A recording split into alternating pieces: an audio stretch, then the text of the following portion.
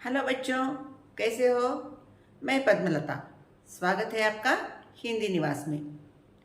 आज हम बाल बसंत में से 8वीं कक्षा फर्स्ट लैंग्वेज का पाठ पढ़ने जा रहे हैं, जिसका नाम है लाख की चूड़ियाँ, और इसके लेखक है कामतानाथ। तो चूड़ियाँ का मतलब होता है बैंगल्स, और लाख लाख का मतलब क्या है मैं आपको बताती हूँ पाठ शुरू करने से पहले। लाख जो है कैसे बनता है? एक छोटा सा कीड़ा होता है, मतलब इंसेक्ट। उस कीड़े के मुंह से जो रस निकलता है, पतला सा पदार्थ, उससे लाख बनती है। और इस लाख से सिर्फ चूड़ियाँ ही नहीं बनती, बल्कि बहुत सारे चीज़ों में इस लाख का उपयोग करते हैं। जैसे कि थप्पा लगाना, मतलब सील सील लगाते समय लाख का उपयोग किया जाता है। उसी तरह काठ की जो खिलौने होते हैं, काठ माने लकड़ी, लकड़ी के खिलौने जो होते हैं उसे रंगने के लिए लाख का उपयोग करते हैं, पॉलिशिंग के लिए लाख का उपयोग करते हैं। इस तरह लाख के बहुत सारे उपयोग हैं। तो आज हम इस पाठ को पढ़ेंगे, और पाठ पढ़ने से पहले हम लेखक परिचय देख लेते हैं, क्योंकि लेखक परिचय भी हमारे लिए उतना ही इम्पोर्टेंट है जितना लेसन। तो चलो लेखक परिचय देखने के बाद फिर पाठ की शुरुआत करते हैं।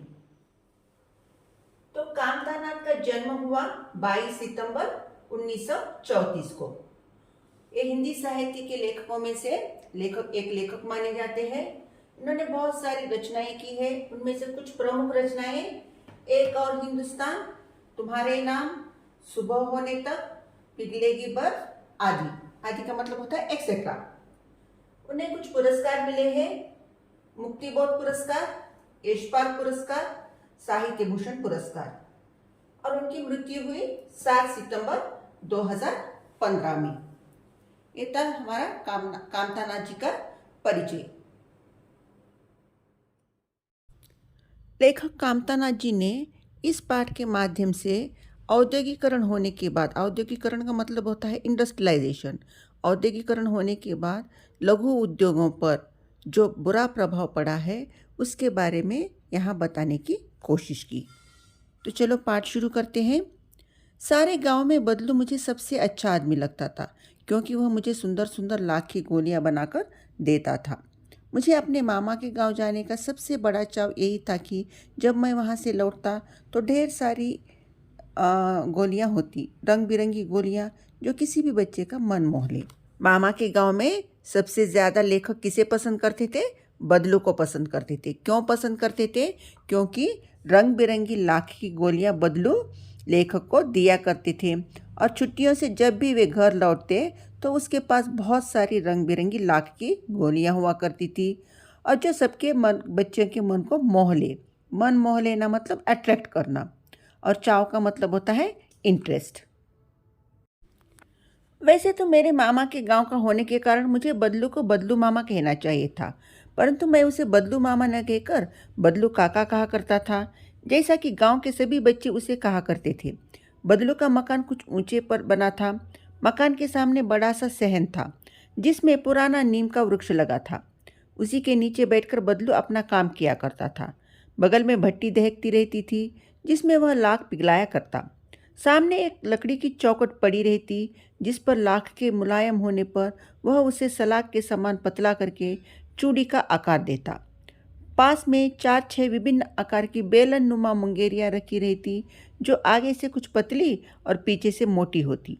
लाख की चूड़ी का आकार देकर वह उन्हें मुंगेरियों पर चढ़ाकर गोल और चिकना बनाता, और तब एक दूसरे कर पूरे हाथ की चूड़ियाँ बना चुकने के पश्चात वह उन पर रंग करता।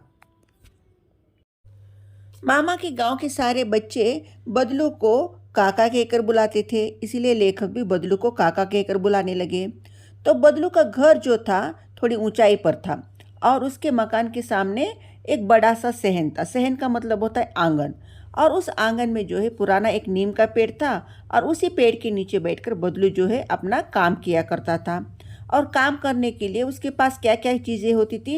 एक भट्टी होती थी, वो जो भट्टी जिसमें वह लाख पिघलाया करता था। भट्टी का मतलब होता है छोटा सा चूल्हा जैसा, चारों ओर ईंटें पसार कर उसमें कोयला डालकर उस कोयले से आग बनाई जाती है और उस आग में जो है वह लाख पिघलाया करता था। पिघलाना मतलब मेल्ट करना। और क्या होती थी, एक लकड़ी की चौखट होती थी। चौखट का मतलब होता है फ्रेम। और वह क्या करता था, जो पिघली हुई लाख होती है उस लाख को उस चौखट पे रखता था और उस चौखट पे रखकर उसे जो है सलाख के समान पतला करता था। सलाख का मतलब होता है राड। एक पतला राड जैसा बनाकर उसे फिर चूड़ी का आकार दिया करता था।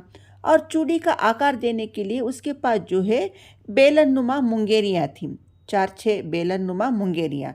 बेलन नुमा मुंगेरिया का मतलब होता है एक बेलन जैसा, बेलन जिसे हम कहते हैं जो रोटी बनाने के काम आती है। तो उस बेलन के सहारे वह चूड़ी का आकार देता था उस लाख को। और पूरी चूड़ियाँ बन जाने के बाद जो है बाद में उन चूड़ियों को रंग दिया करता था। चलो बच्चों, अगला पैराग्राफ पढ़ लेते हैं। बदलू यह कार्य सदा ही एक मचिया पर बैठकर किया करता था। मचिया का मतलब होता है एक छोटा सा स्टूल जो सुतली से बना हुआ होता है, जो बहुत ही पुरानी थी। बगल में ही उसका एक हुक्का रहा करता था जिसे वह बीच बीच में पीता रहता। तो वह बीच बीच में हुक्का पीता रहता। हुक्का का मतलब होता है जैसे कुछ लोग बीड़ी सिगार पीते हैं, उसी तरह बदलू को हुक्का पीने की आदत थी। वह मुझे लल्ला कहा करता और मेरे पहुंचते ही मेरे लिए तुरंत एक मचिया मंगा देता। मैं घंटों बैठे बैठे उसे इस प्रकार चूड़ियाँ बनाते देखता रहता। लगभग रोज ही वह 4-6 जोड़े चूड़ियाँ बनाता। तो जब भी लेखक वहाँ मामा के गांव में होते थे तो रोज जो है दोपहर को बदलू के यहाँ जाया करते थे। और बदलू जो है लेखक के आते ही और एक मचिया मंगाकर उनके पास बिठा लिया करते थे। और लेखक भी जो है घंटों उन्हें चूड़ियाँ बनाते देखता रहता। और बदलू जो है पूरे दिन में 4-6 जोड़ी चूड़ी बना लेता था। जोड़ी का मतलब होता है पैर, तो 4-6 पैर चूड़ी बना लेता था। पूरा जोड़ा बना लेने पर वह उसे बेलन पर चढ़ाकर कुछ क्षण चुपचाप देखता रहता, मानो वह बेलन न होकर किसी नववधू की कलाई हो। और पूरी चूड़ियाँ बन जाने के बाद उन पूरी चूड़ियों को, जो 4-6 पैर चूड़ी बनती थी, उन्हें एक बेलन पर डालकर उसे इस तरह देखता था कि वह बेलन न होकर नववधू की कलाई हो। नववधू का मतलब होता है दुल्हन, नई दुल्हन। जिस तरह नई दुल्हन चूड़ियाँ पहनती है उसे उस बेलन को नववधू की कलाई समझता था। चलो बच्चों, नेक्स्ट पैराग्राफ देख लेते हैं। बदलू मनिहार था। मनिहार का मतलब होता है चूड़ी बनाने वाले को मनिहार कहते हैं। जिस तरह सोने के जेवर बनाने वाले को सुनार, उसी तरह मिट्टी के बर्तन बनाने वाले को कुम्हार कहते हैं, उसी तरह चूड़ी बनाने वाले को मनिहार कहते हैं। चूड़ियाँ बनाना उसका पैतृक पेशा था। पैतृक पेशा का मतलब होता है पूर्वजों से चला आया काम। मतलब बदलू के पिताजी, बदलू के दादा, उसके परदादा, ये सभी जो है चूड़ी बनाने का काम करते थे। पूर्वजों से चला हुआ आया काम को हम पैतृक पेशा कहते हैं। और वास्तव में वह बहुत ही सुंदर चूड़ियाँ बनाता था। उसकी बनाई हुई चूड़ियों की खपत भी बहुत थी। खपत का मतलब होता है सेल। तो बदलू इतनी सुंदर चूड़ियाँ बनाता था कि उसकी चूड़ियाँ जो है बहुत जल्दी बिक जाती थी। उस गांव में तो सभी स्त्रियां उसकी बनाई हुई चूड़ियाँ पहनती थी। आसपास के गांवों के लोग भी उससे चूड़ियाँ ले जाते थे। सिर्फ बदलू के गांव की औरतें ही नहीं बल्कि आसपास के जितने भी गांव थे, सभी गांव की औरतें आकर उसकी चूड़ियाँ ले जाया करती थी। परंतु वह कभी चूड़ियों को पैसे से बेचता न था। उसका अभी तक वस्तु विनिमय का तरीका था। वस्तु विनिमय का मतलब होता है चीज़ों का आदान प्रदान, चीज़ के बदले चीज़ लेना, जिसे हम वस्तु विनिमय कहते हैं। बदलू जो है अपनी चूड़ियाँ पैसे देकर नहीं बेचता था।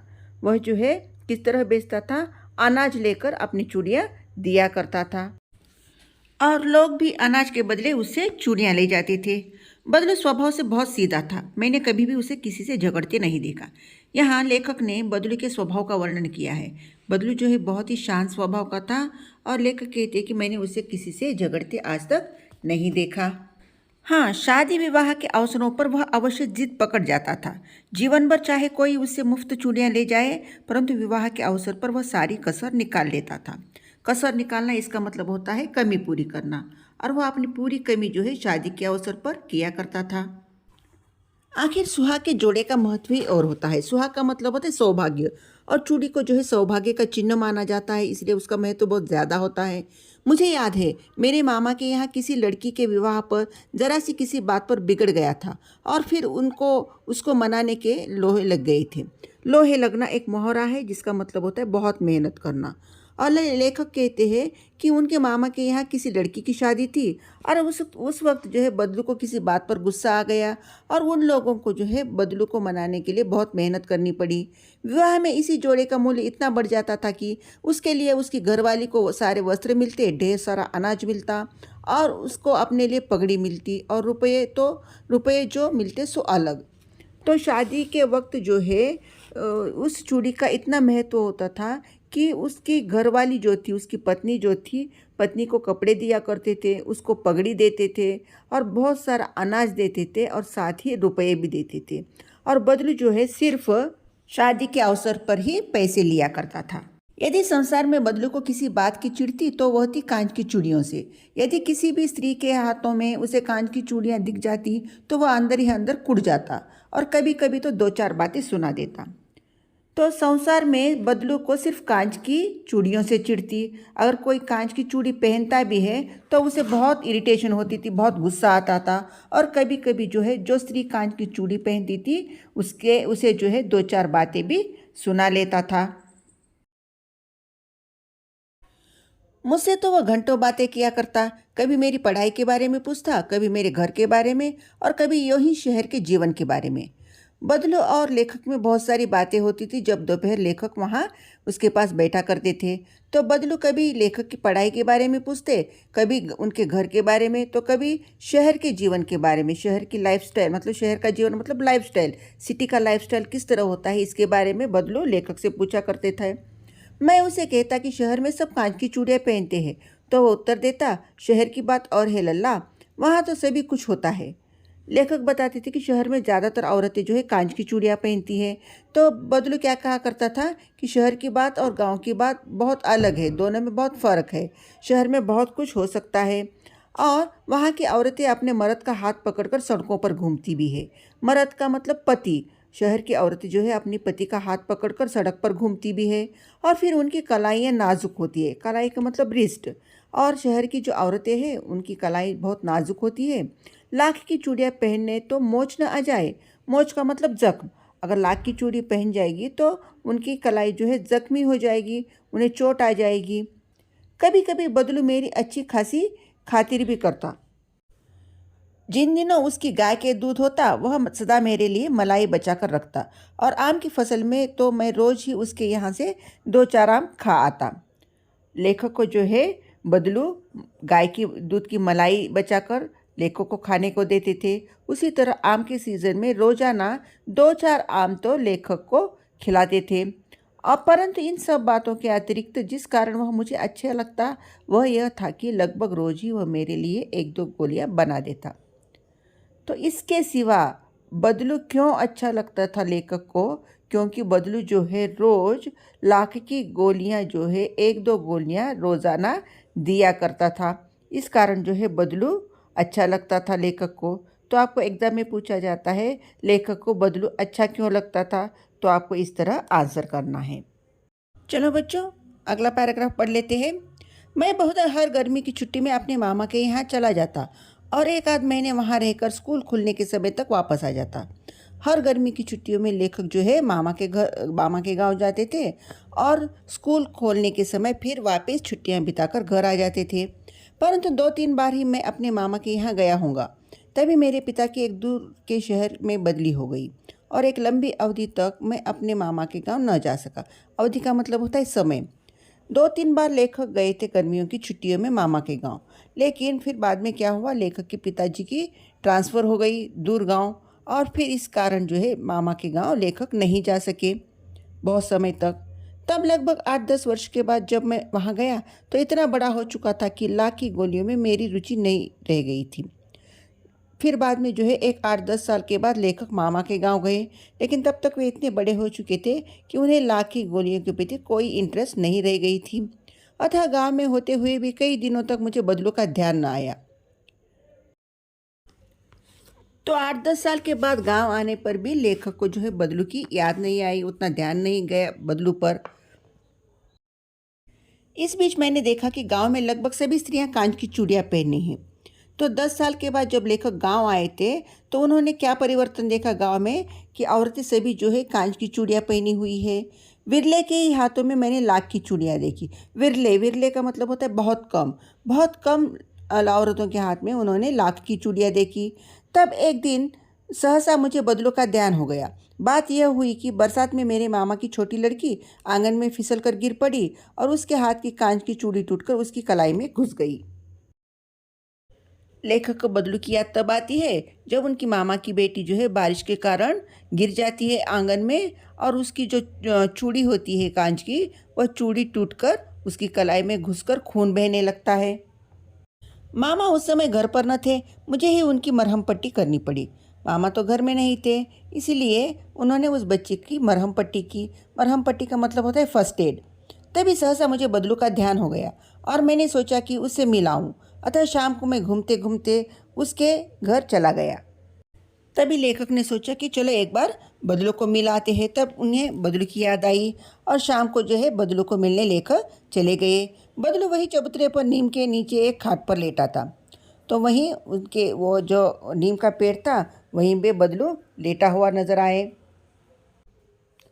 नमस्ते बदलू काका, मैंने कहा। नमस्ते भैया, उसने मेरी नमस्ते का उत्तर दिया और उठकर खाट पर बैठ गया। परंतु उसने मुझे पहचाना नहीं और देर तक मेरी ओर निहारता रहा।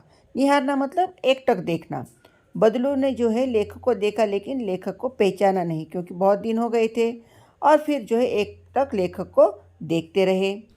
मैं हूँ जनार्दन काका, आपके पास से गोलियां बनवा कर ले जाता था। मैंने अपना परिचय दिया। बदलू फिर भी चुप रहा, मानो वह अपने स्मृति पटल पर अतीत के चित्र उतार रहा हो। और तब वह एकदम बोल पड़ा, आओ आओ लल्ला, बैठो। बहुत दिन बाद गांव आए? हाँ, इधर आना ही नहीं हुआ। लेखक अपना परिचय देने पर भी बदलू जो है चुपचाप देखता रहा, क्योंकि वह अपनी पुरानी यादें ताज़ा कर रहा था। स्मृति का मतलब है यादें। और फिर उसने लेखक से कहा कि लल्ला आ जाओ, बहुत दिन बाद गांव आए, कहकर लेखक से बदलू ने कह दिया। और फिर वहाँ पे चारपाई पर लेखक बैठ गए। हाँ, इधर आना नहीं हो सका काका, मैंने चारपाई पर बैठते हुए उत्तर दिया। कुछ देर फिर शांति रही। मैंने इधर उधर दृष्टि दौड़ाई। न तो मुझे उसकी मचिया नजर आई, ना ही भट्टी। लेखक जो है चारपाई पर बैठकर इधर उधर देखते हैं, लेकिन उन्हें जो है ना भट्टी नजर आती है और ना ही मचिया। चलो बच्चों, अगला पैराग्राफ देख लेते हैं। आजकल काम नहीं करते काका, मैंने पूछा। नहीं लल्ला, काम तो कई साल से बंद है। मेरी बनाई हुई चूड़ियाँ कोई पूछे तब तो। गांव गांव में कांच का प्रचार हो गया है। वह कुछ देर चुप रहा, फिर बोला, मशीन युग है ना लल्ला, आजकल सब काम मशीन से होता है। खेत भी मशीन से जोते जाते हैं। और फिर जो सुंदरता कांच की चूड़ियों में होती है, लाख में कहाँ संभव है। सभी औरतें कांच की ओर आकर्षित होकर कांच की चूड़ियाँ पहनने से बदलू का जो लाख की चूड़ियाँ बनाने का काम था वो बंद पड़ गया था। और उसने लेखक से कहा कि आजकल मशीन का युग है, खेत भी मशीन से जोते जाते हैं, और जो सुंदरता कांच की चूड़ियों में है वह लाख की चूड़ियों में नहीं है। इसीलिए सभी लोग जो है कांच की चूड़ियाँ पहन रही है। इसीलिए मैंने मेरा चूड़ियाँ बनाने का काम बंद कर दिया। लेकिन कांच बड़ा खतरनाक होता है, बड़ी जल्दी टूट जाता है, मैंने कहा। नाजुक तो फिर होता ही है लल्ला। कहते कहते उसे खांसी आ गई और वह देर तक खांसता रहा। मुझे लगा उसे दमा है। अवस्था के साथ साथ उसका शरीर ढह चुका था। उसके हाथों और पैर माथे पर नसें उभर आई थी। तो दमा, दमा का मतलब होता है आस्थमा। और ये बातें कहते कहते उसे खांसी आ गई और लेखक को लगता है कि उसे आस्थमा है। और समय के साथ साथ बदलू का शरीर ढल चुका था, मतलब बदलू बूढ़ा हो चुका था। और उसके हाथों पर और माथे पर जो है नसें उभर आई थी। नस का मतलब होता है नर्व। जाने कैसे उसने मेरी शंका भाप ली और बोला, दमा नहीं है मुझे, फसली खांसी है। यही महीने 2 महीने से आ रही है, 10-15 दिन में ठीक हो जाए। भाप लेना मतलब गैस करना। और बदलू ने गैस किया कि लेखक सोचते होंगे उसे दमा है। तो बदलू बोला, मुझे कोई दमा नहीं है, बस सीजनल खांसी है, 10-15 दिन में ठीक हो जाएगी। मैं चुप रहा। मुझे लगा उसके अंदर कोई बहुत बड़ी व्यथा छिपी है। व्यथा का मतलब है पीड़ा, दुख। मैं देर तक सोचता रहा कि इस मशीन युग ने कितने हाथ काट दिए हैं। कुछ देर फिर शांति रही, जो मुझे अच्छी नहीं लगी। हाथ काट देना मतलब बेरोजगार हो जाना। लेखक सोचते हैं कि बदलू के अंदर कोई दुख है, बहुत बड़ी पीड़ा है। और लेखक सोचते हैं कि इस मशीनी युग ने बहुत सारे लोगों को बेरोजगार कर दिया। आम की फसल अब कैसी है काका? कुछ देर पश्चात मैंने बात का विषय बदलते हुए पूछा। अच्छी है लल्ला, बहुत अच्छी है, उसने कहकर उत्तर दिया और अंदर अपनी बेटी को आवाज दी, अरे रज्जो, लल्ला के लिए आम ले आना। फिर मेरी ओर मुखतिब होकर बोला, माफ करना लल्ला, तुम्हें आम खिलाना भूल गया था। नहीं नहीं काका, आम तो इस साल बहुत खाए हैं। वाह, बिना आम खिलाए कैसे जाने दूंगा तुमको। कुछ देर बाद लेखक जो है विषय बदल देते हैं और आम के बारे में पूछते हैं। तो आम की बात सुनते ही बदलू बेटी से कहता है कि लल्ला के लिए आम ले आओ।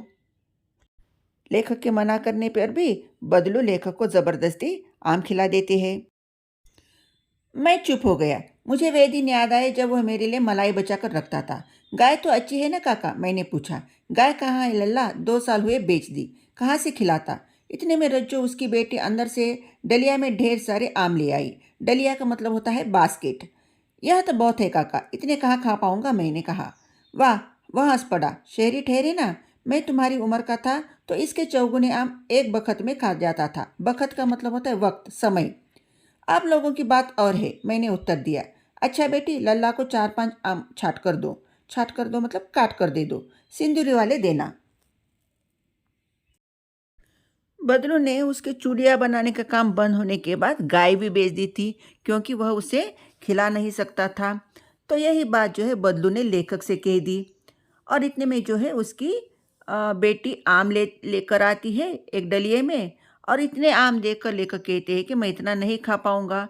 तो बदलू हंसता है और कहता है कि मैं तुम्हारी उम्र का था तब एक समय में इससे 4 गुना आम खा जाता था। और बेटी से कहा कि इसमें से 4-5 काट कर दे दो। देखो लला कैसे है, इसी साल यह पेड़ तैयार हुआ है। रज्जो ने 4-5 आम अंजलि में लेकर मेरी ओर बढ़ा दिए। आम लेने के लिए मैंने हाथ बढ़ाया तो मेरी निगाह एक क्षण के लिए उसके हाथों पर ठिठक गई। गोरी गोरी कलाइयों पर लाख की चूड़ियां बहुत फब रही थी। अंजलि का मतलब है हथेली भर। तो जब रज्जो ने लेखक को आम दिए, तो लेखक की नज़र जो है एक क्षण के लिए उसकी कलाई पर चली जाती है। तो उसकी गोरी गोरी कलाइयों में लाख की चूड़ियाँ जो है बहुत ही शोभा दे रही थी। फबना मतलब शोभा देना। बद्री ने मेरी दृष्टि देख ली और बोल पड़ा, यही आखिरी जोड़ा बनाया था जमींदार साहब की बेटी के विवाह पर। 10 आने पैसे मुझको दे रहे थे, मैंने जोड़ा नहीं दिया, कहा शहर से ले लो। जब बदलू ने देखा कि लेखक की नज़र रज्जो की कलाई पर है, तो बदलू ने कह दिया कि यही आखिरी जोड़ा था, मैंने जमींदार की साहब की बेटी के लिए बनाया था। लेकिन जमींदार साहब जो है सिर्फ 10 आने देकर मुझे मेरे से ये चूड़ी ले रहे थे, तो मैंने मना कर दिया और कह दिया कि शहर से ले लो। बदलू शादी विवाह के अवसर पर किस तरह चूड़ी देता था? तो जो शादी का घर होता था वे लोग क्या करते थे, अनाज देते थे, उसकी पत्नी को कपड़े, उसे पगड़ी देते थे, फिर रुपए देते थे। लेकिन जमींदार साहब ने उस रीति रिवाज को तोड़ दिया और सिर्फ 10 आने देकर वह चूड़ी लेना चाहिए। इसलिए बस बदलू को जो है बहुत गुस्सा आता है और दुखी होता है और कहता है कि शहर से ले लो, मैं नहीं दूंगा। मैंने आम ले लिए और खाकर थोड़ी देर पश्चात चला आया। मुझे प्रसन्नता हुई कि बदलू ने हार कर भी हार नहीं मानी थी। उनका उसका व्यक्तित्व कांच की चूड़ियों जैसा न था कि आसानी से टूट जाए। तो लेखक ने यहाँ बदलू के बारे में ऐसा क्यों कहा कि हार कर भी उसने हार नहीं मानी? क्योंकि परिस्थितियाँ प्रतिकूल होने पर भी बदलू ने जो है अपने जो रीति रिवाज था उस रीति रिवाज को नहीं तोड़ा। वस्तु विनिमय का जो तरीका था बदलू का, उसने उस वक्त भी उस तरीके को अपनाना चाहा। इस बात की लेखक को खुशी होती है, लेकिन इस बात का भी उन्हें दुख होता है कि मशीनी युग के कारण जो है बदलू का जो व्यवसाय था लाख की चूड़ियाँ बनाने का, वह बंद हो गया। इस बात का उसे ज़रूर दुख होता है और इस बात की ज़रूर खुशी होती है कि वह हार कर भी उसने हार नहीं मानी। और उसका व्यक्तित्व, व्यक्तित्व का मतलब होता है पर्सनालिटी, उसका पर्सनालिटी इतनी कमज़ोर नहीं थी कि कांच की चूड़ी जैसी टूट जाए। बच्चों, मैं आशा करती हूँ कि आपको ये पाठ ज़रूर समझ आया होगा। अगर आपको पाठ समझ आया है तो लाइक कीजिए, शेयर कीजिए और सब्सक्राइब कीजिए। अपने दोस्तों से भी सब्सक्राइब करवाइए। शुक्रिया बच्चों।